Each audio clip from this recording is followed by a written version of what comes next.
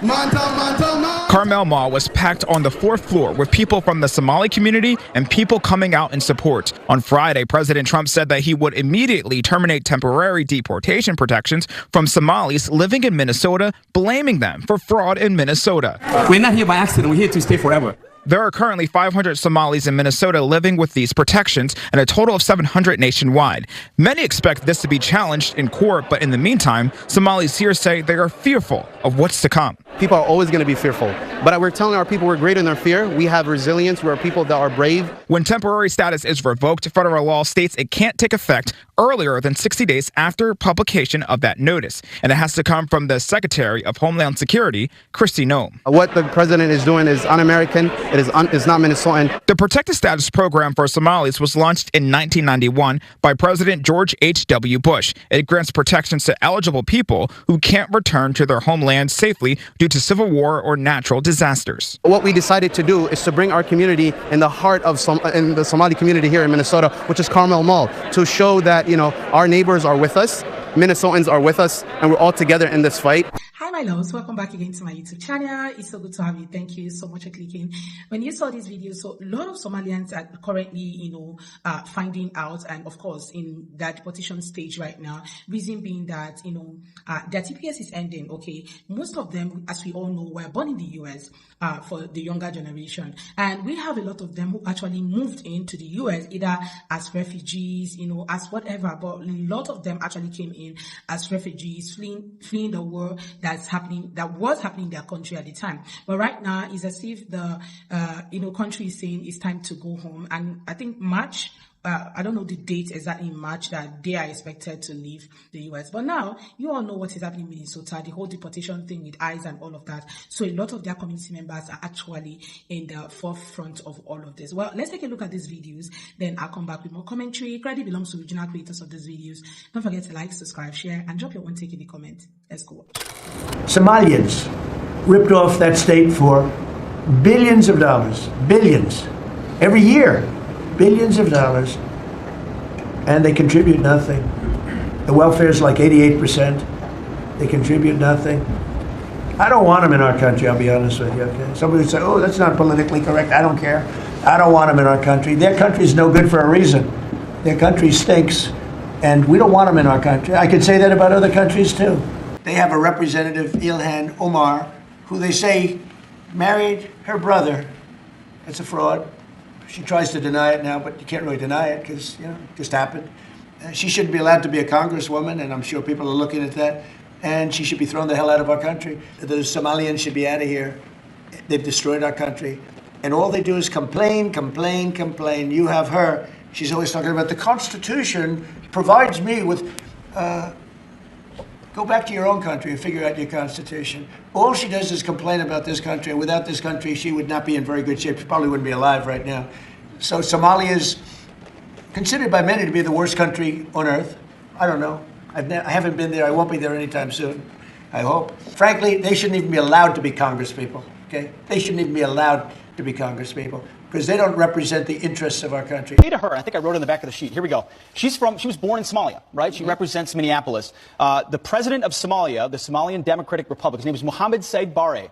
He really was a dictator, and he ran Somalia into the ground. And as a result, America opened its arms after that civil war and welcomed thousands, tens of thousands of those people to our country, a place of peace and a place of democratic values. And she has the audacity to look us in the eye and say that President Trump is a dictator? It's insane, and it should be infuriating to everybody, and it's a lack of perspective about how special this country is. That we have a constitution that's endured for 240 years. President Trump is doing the best he can. I got Somalians as neighbors, and I talked to one of them, and I asked them about this whole Somalian fraud that's going on in Minnesota. And one of the guys explained it to me this way. He said back in Somalia, a lot of them come from clans. And Muslims have this thing where their spoils, even their Prophet Muhammad, whatever, he would go out and plunder people, and the spoils of war would be considered rightfully theirs. And whenever they would go to a place and they would subjugate the non-believers, they would put a tax on them. So he's like, The Somalians believe in Minnesota, their plunder is rightfully theirs, and it's just a tax that the white people are paying for the Somalians, to the Muslims, to the non-believers. And so they do not comprehend the Western laws. They don't understand it. It doesn't compete to their Sharia law that they're practicing. And so there's outrage. And so he explained this one little thing to me. He's like, in their religion, they're permitted to lie. So when you see all these Somalians in Minnesota, being outrageous that their fraud is being exposed, he's like, they're permitted to lie. They're permitted to tax the non-believers. They're permitted to practice their Sharia law. They're permitted to plunder because in their belief system, it is rightfully theirs. So they don't understand why all these people are upset about, all this fraud that's going on, because they've been practicing all the stuff they've been doing in Somalia. They just brought their belief system here, and they do not understand why everyone's outraged. And, so that's just, and I was like, well, that kind of makes sense. I guess if you raised up in one belief system, you went to another, and then, you're upset why they're upset that you're marrying a 6-year-old. That's kind of been happening. So that's quite interesting. But here in Idaho, there's a very good Somalian population, and three doors house from me, a Somalian family lives, and sometimes I would talk to them. March 17th, all of you are being deported.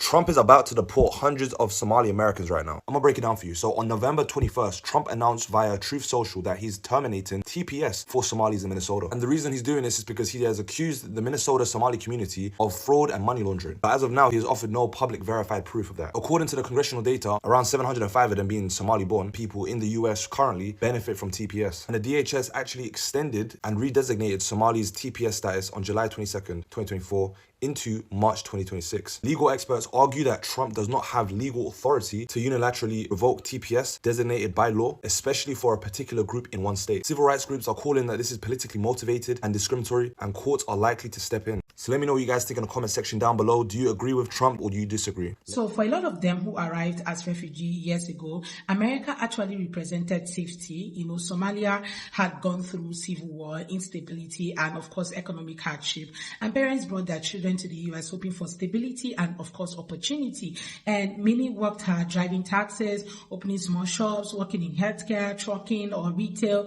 Over time, a new generation grew up, balancing two identities, Somalia at home and Americans outside, of course. But immigration status can be complicated. Some families never completed full citizenship processes, and some individuals got into, legal troubles. Others, may have been caught up in investigations connected to the fraud, or other crimes. Recently, there have been high-profile cases, including, of course, alleged fraud, schemes in certain communities, including the daycare and, benefit fraud. These cases have brought intense attention and of course scrutiny, and it is actually very important to state clearly, when crimes happen, the individual responsible should face consequences under the law, of course. And fraud, if proven, harms taxpayers and of course damages trust. But it is also very important not to paint an entire community, which of course, with one brush. Every large community has people who do right and people who do wrong. No group is actually very much perfect, and we all know that, right? Still, when cases, make headlines, public opinion is actually very much shift. I think one of the reasons why a lot of people are so concerned about what is happening with Somalis right now is the fact that a lot of them actually came out and showed, heavy, arrogance on social media. So many of them, when this was happening, a lot of them came out and was so much loud about how they use taxpayers' money, how they are actually, taxpayers are actually working for them and all of that. Like, just so many things actually that was, everywhere on social media. And, because they have also kind of never assimilated with a lot of, communities, with the minorities. In fact, they never assimilated with anybody, In fact, they wanted every other person to get used to their own culture instead of them getting used to other, the culture of the people that they came to their place. I think this was one of the reasons why it's as if most people actually, kept quiet and watched them instead, while they go through a lot of things. Okay, at the same time, there has also been, criticism within broader conversation. Some people feel that certain individuals in the community have shown arrogance or separations, okay, from others. They feel that instead of building alliance with other minority groups or, showing gratitude for opportunities, some have acted dismissive or overly proud. These feelings, okay, whether fully fair or not, add fuel to ease the tension that they are currently facing right now. But human beings are complex. Confidence can sometimes be mistaken for arrogance, of course. Cultural pride can also sometimes look like separation. And sometimes in trying to protect their identity, communities unintentionally create distance. Well, yeah, I actually get that. But the truth still remains that it was so much bold. Okay, so I saw this particular video of one of the imams in one of their mosques who was literally saying how Black Americans, okay, most of them do not know their fathers, okay, that some of them were, born, and they grew up not knowing their fathers. That cannot be, that is actually culturally wrong, okay. You can't state that to be a cultural pride, okay. And I'm actually referring to this, right? You can't state that as a cultural pride and say, oh, people are now mistaking it to be like separation and all that. No, that is you making a very emphatic, statement and saying this is exactly how it is, and stand on it, and you don't care what the consequences would be. Even though I heard he later, kind of apologized, but the deed has been done. He has said the word that he wanted to say. Out of the abundance of the heart, the mouth speaks. Okay, so somehow he has spoken his words, and it's quite in the open right now that this is exactly how they see Black Americans and all that.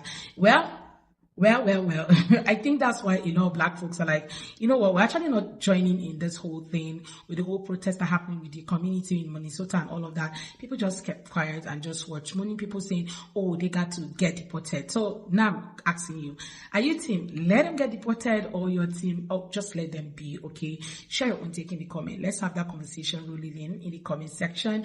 And please do want to like and subscribe. Credit belongs to original creators of this video. Don't forget to like, share, subscribe, drop your own take in the comment, and I'll see you all on my next video. Thank you for watching, guys. Bye.